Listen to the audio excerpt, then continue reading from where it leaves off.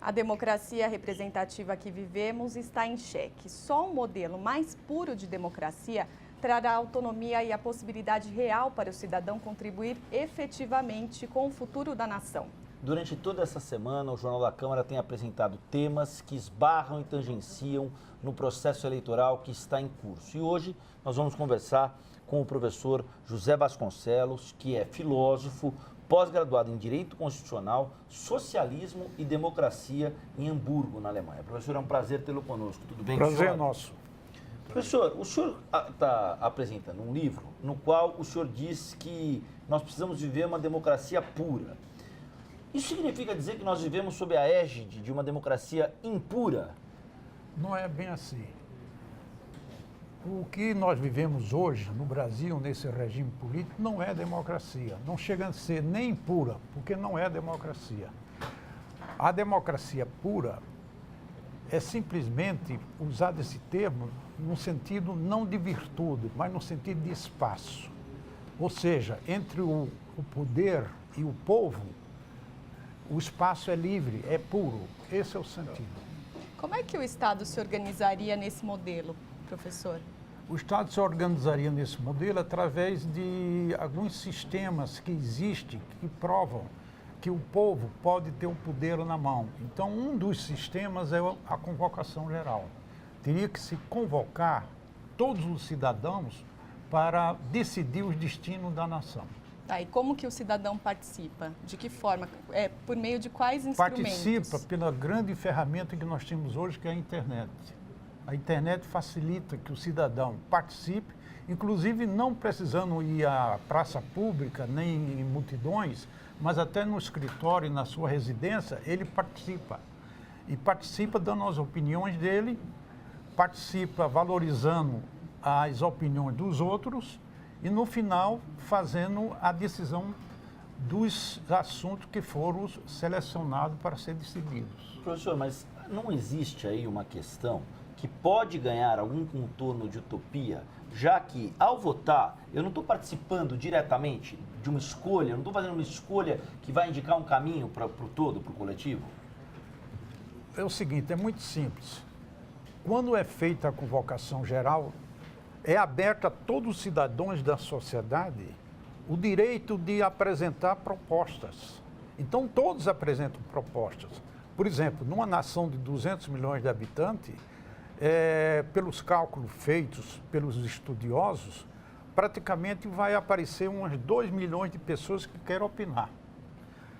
Mas essas 2 milhões de propostas, na verdade, são muito repetitivas. São propostas repetitivas, que fazendo uma seleção, um agrupamento delas, reduz para umas 400 propostas só. Dessas 400 propostas que reduz, é preciso fazer a seleção dessas propostas.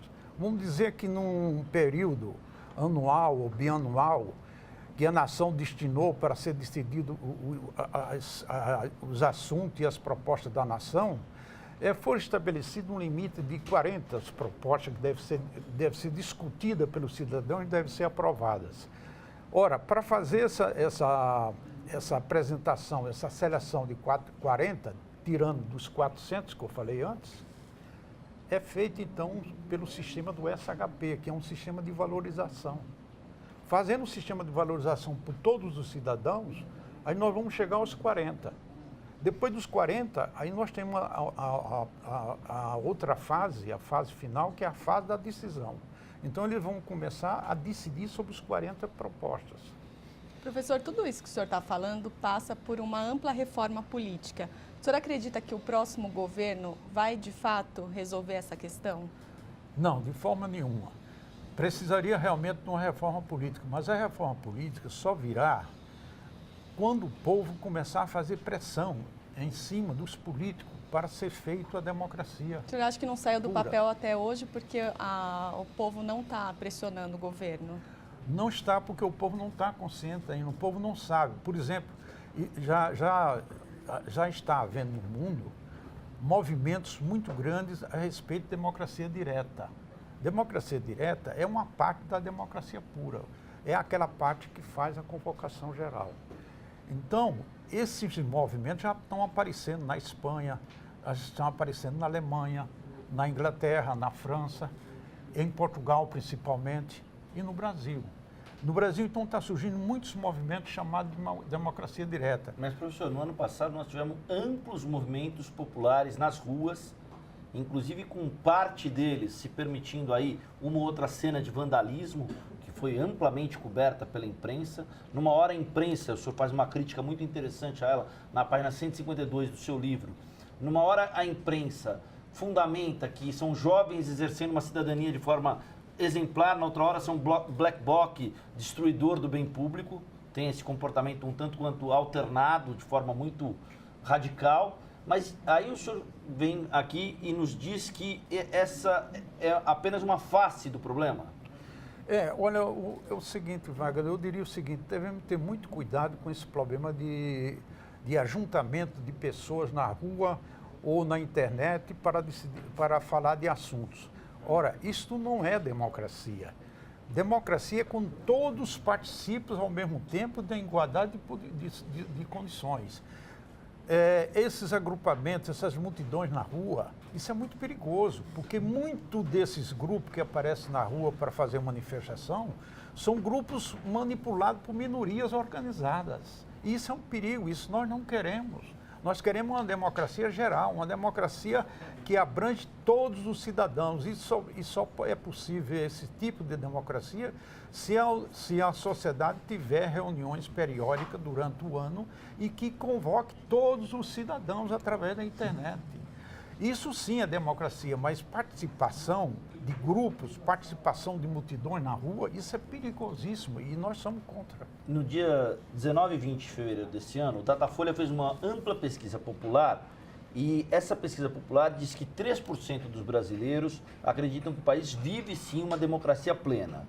No entanto, 9% dos brasileiros acreditam que o país sequer vive uma democracia. Qual é a leitura que o senhor faz desses números, professor? A maioria que opinou que não existe democracia está correto. Porque democracia é o seguinte, democracia é quando todos os cidadãos podem decidir o destino de uma sociedade. Se todo cidadão puder decidir o destino, é democracia. Isso vem da própria origem da palavra. A origem da palavra grega, definida pelos filósofos, é democracia. Ou democracia significa o poder do povo. Se o povo realmente decide, então é democracia. Democracia não é quando tem eleição, não. Eleição pode ter, ditadura pode ter eleição. Por exemplo, nós temos um país totalitário como o Irã e tem eleição. Isso não é democracia. E eleição é um sistema muito simples, é um sistema que a democracia pura, por exemplo, utiliza apenas no sentido de extrair sentimento das pessoas. Mas a eleição não deve ser empregada para decidir assuntos complexos. O que deve ser decidido para assunto complexo deve ser o sistema matemático, que é o chamado SHP.